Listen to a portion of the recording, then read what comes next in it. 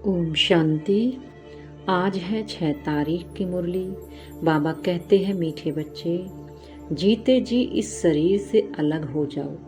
ऐ शरीरी बन बाप को याद करो। इसको ही कहा जाता है डेड साइलेंस। साइलेंस की पावर भी बाबा 3 प्रकार की बताते हैं। पहली है स्वीट साइलेंस, डीप साइलेंस और डेड साइलेंस। डेड साइलेंस माना है कंप्लीटली अशरीरी हो जाना।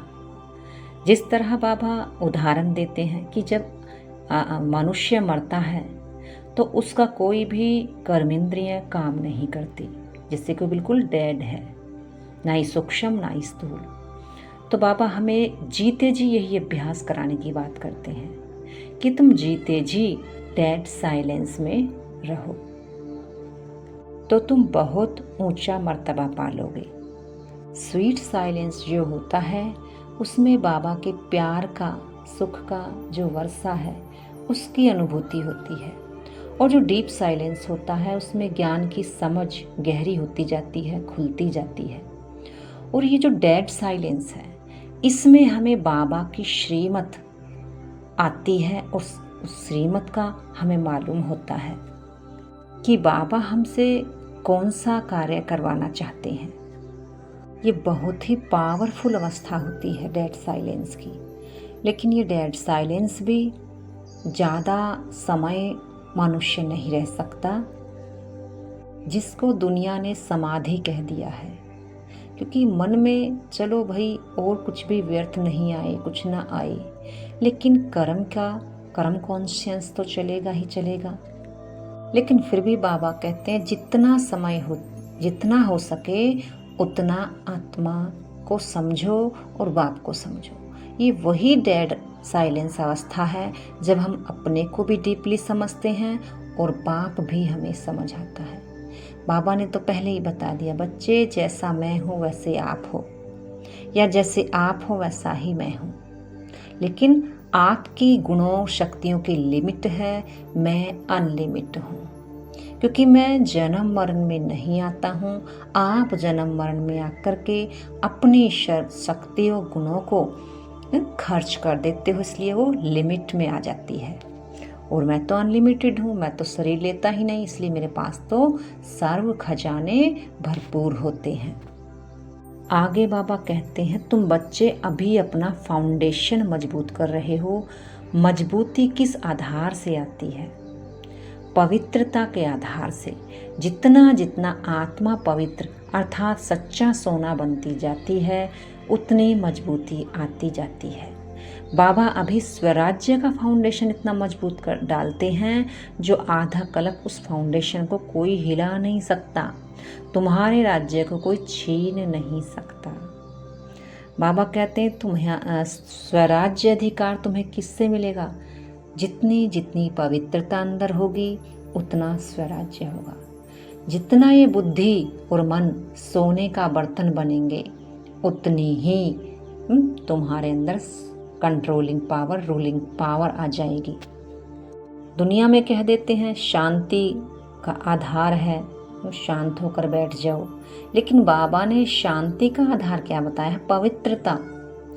शांति और सुख बिना पवित्रता के आ नहीं सकता।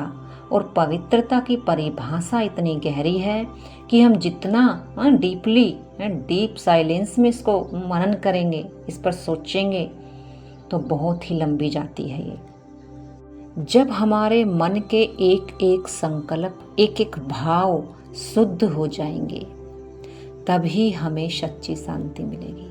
अगर मन में कुछ भी नेगेटिविटी आ जाती है तो जरूर अपवित्रता आ जाती है। तो बिना पवित्रता के शांत रह नहीं सकते, बिना पवित्रता के सुखी नहीं रह सकते।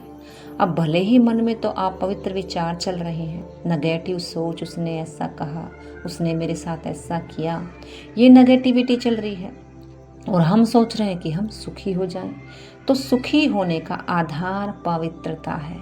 जब तक बुद्धि सोने का बर्तन नहीं बनेगी तब तक पवित्रता आ नहीं सकती। और बुद्धि सोने का बर्तन कब बनती है? विचार सागर मंथन करने से। जितना जितना बाबा हमें मुरली में बताते हैं, हमें हर बात पर विचार करना चाहिए, क्योंकि जितना हम इस बुद्धि को श्रेष्ठ बातों में चलाएंगे, बुद्धि उतना ही श्रेष्ठ बनेगी। और मुरली से ज़्यादा श्रेष्ठ तो कुछ भी है ही नहीं। मुरली भगवान के महावाक्य हैं। भगवान के साथ बैठकर जब हम अपने विचारों को मथते हैं, तब हमारी बुद्धि साफ होनी शुरू हो जाती है और हमें हर एक बात का हल, हर एक प्रश्न का हल मिलना शुरू हो जाता है। गीत है आज का, ओम नमः शिवाय। बाबा उदाहरण देते हैं कि शांति कोई चीज़ नहीं है जो बाहर के वाइब्रेशन से या बाहर के स्थान से, मनुष्यों के पास जाने से, नदियों के पास जाने से मिल जाएगी। शांति तो तुम्हारा स्वधर्म है। कहते भी हैं कि एक कहानी है कि रानी के गले में हार पड़ा था, रानी इधर उधर ढूंढ रही थी। ऐसे ही शांति है। शांति हम सबके अंदर है। शांति हमारा स्वधर्म है, हमारा गुण है। बस हमें उसी शांत स्वरूप में टिकना है। पहले तो शांति को समझना है, और शांति को समझने के लिए पवित्रता को समझना होगा। तभी हम अपने धर्म शांति में टिक सकते हैं। कई बार देखा जाता है कि प्राणायाम चढ़ा करके बिल्कुल शांत अवस्था में बैठ जाते हैं, लेकिन ये बाहरी अवस्था है। शांति तो हमारा अंदर की अवस्था है। क्या हमारा मन, बुद्धि उस समय शांत है? तब कहेंगे तुम अंदर से भी शांत हो। जैसा बाहर से हो वैसा ही तुम अंदर से हो। और ये भी सही बात है कि पहले बाहरी अवस्था को ठीक करते हैं, तब हमारी अंदर की अवस्था ठीक होती है। इसलिए बाबा पवित्रता बताते हैं, खान पान की पवित्रता, नहाने धोने की पवित्रता, ये भी स्वच्छता पवित्रता है। बाबा हर एक बात को पवित्रता पर ले जाते हैं कि जितना जितना तुम पवित्र बाहर से बनोगे, उतना ही फिर तुम अंदर से भी होते जाओगे। और आपको स्वयं महसूस होगा कि पवित्रता से मुझ आत्मा ने अपने अंदर कितनी शांति की स्थापना कर ली है। मैं पहले छोटी छोटी बातों में बिगड़ जाती थी, गुस्सा, क्रोध, चिड़चिड़ापन हो जाता था, लेकिन आज मैं पवित्रता के आधार से अपने अंदर इन बातों पर जीत पा चुकी हूँ। तो ये हम बातें हमें अंदर से ही गहराई से सोचनी होगी। ये जो पवित्रता हमारे अंदर आई है, किस कारण से आई है? मन शांत हो गया, अब चिढ़ता नहीं, किसी से कोई कुछ भी कर रहा है गुस्सा नहीं आता, तो उसका आधार भी तो कुछ होगा ना। पहले आता था तो उसका आधार भी था कि हम उसको देखते थे, उसकी हरकतों को देखते थे, ध्यान जाता था। और अभी जब नहीं आता है तो उसका भी आधार है कि अब हम बाबा को देखते हैं, बाबा की मुरली को ही सुबह उठ करके सुनते हैं, देखते हैं, पढ़ते हैं, और बाबा से ही पवित्रता की किरणें लेते हैं। पानी पीते हैं तो भी उसको वाइब्रेशन दे के पीते हैं। तो ये सब आधार हैं शांति अपने स्वधर्म में टिकने के।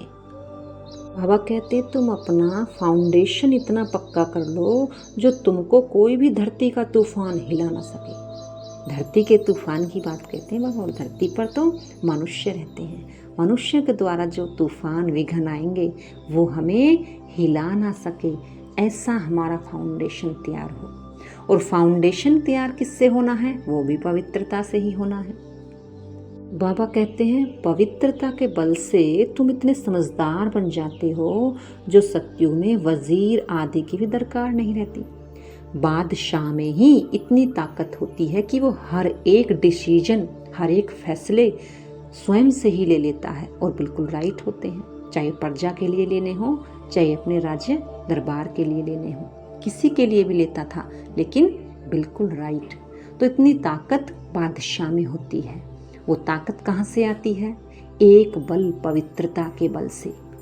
बाबा कहते हैं ये ज्ञान देने का पाठ अभी मेरे में नूंधा है। बाप कहते हैं आगे चलकर तुम बहुत समझते जाओगे, नया नया ज्ञान तुम्हारे सामने खुलता जाएगा। जैसे जैसे आत्मा पावन बनती जाती है, वैसे वैसे ही बाबा की बातें समझ आनी शुरू होती हैं। शुरू शुरू में तो ये बाबा की बातें बिल्कुल ही ऐसा लगता था कि सर के ऊपर से पानी जा रहा है, समझ नहीं आती थी। लेकिन जैसे जैसे बुद्धि और मन सतोप्रधान होता जाता है, वैसे वैसे ही बाबा की एक एक बात बिल्कुल राइट है और समझ आनी शुरू हो जाती है। लेकिन प्यारे भाई बहनों, अगर कोई बात समझ नहीं आती है तो प्लीज़ उसको कर लिया करो, क्योंकि बाबा की बातें बिल्कुल सत्य हैं। क्योंकि हमें समझ नहीं आ रही हैं इसलिए हमें अशक्य लग रही हैं, लेकिन वो सत्य हैं।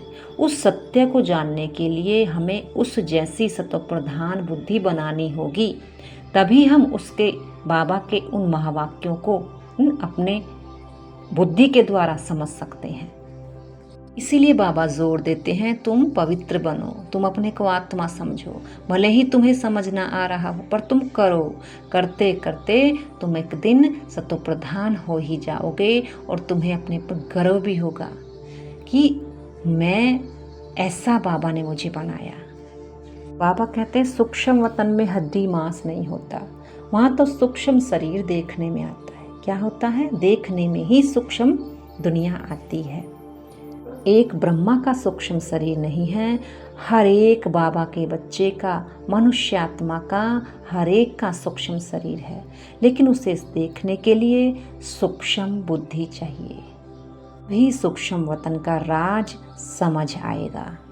बाबा कहते हैं, मुझ बाप को इतना निरंतर याद करो जो अंत काल में कोई की स्मृति न आवे। बस एक बाबा ही याद आए, क्योंकि अंत मति सो गति होनी है।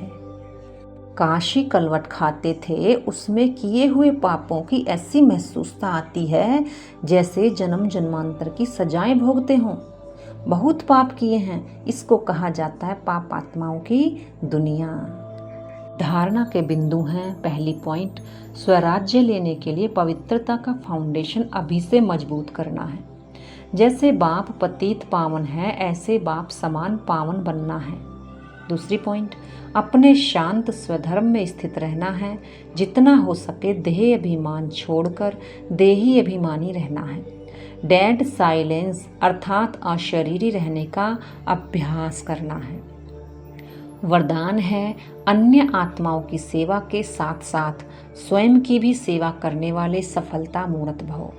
सेवा में सफलता मूर्त बनना है तो दूसरों की सर्विस के साथ साथ अपनी भी सर्विस करो।